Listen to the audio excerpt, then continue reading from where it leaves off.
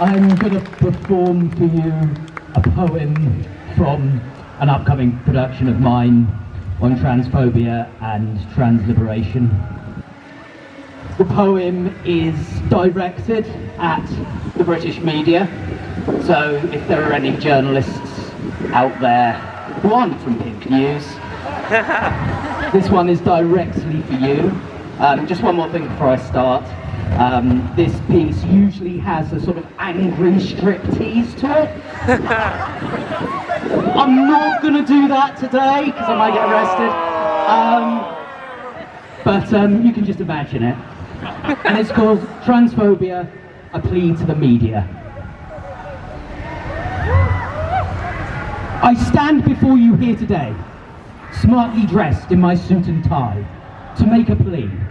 And no, before you say it, I do not believe that the costume I wear to make you take me seriously is what makes me a man. I am a man because I am.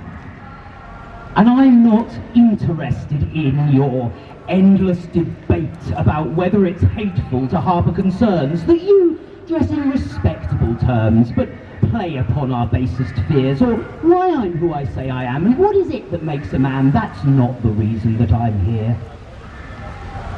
I'm here to ask you, respectfully, to please leave us alone.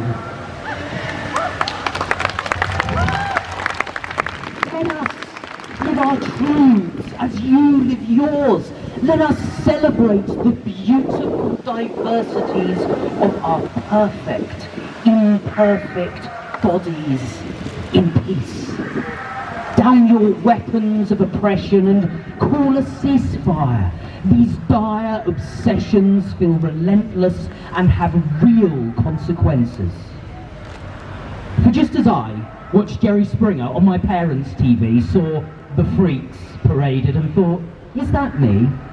There is a child growing up today in an environment of hate that you are creating, and it doesn't need to be that way.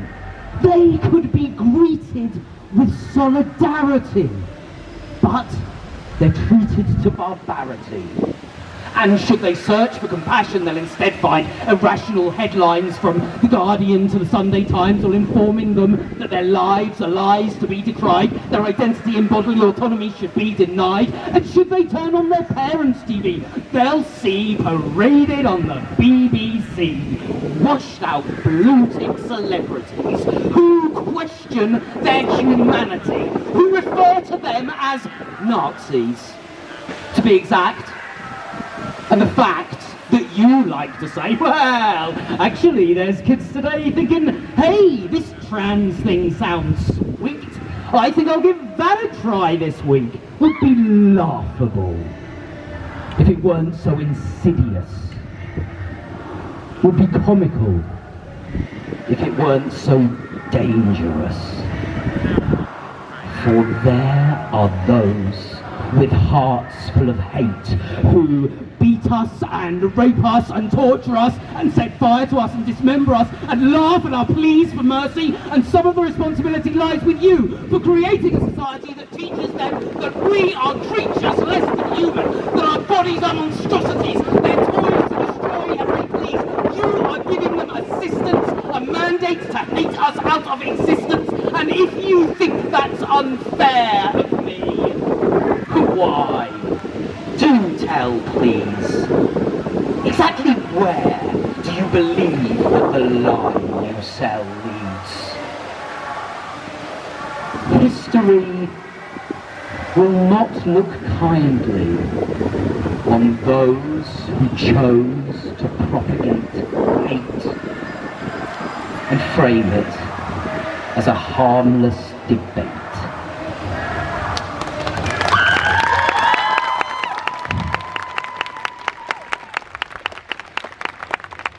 And so, I stand before you, vulnerable,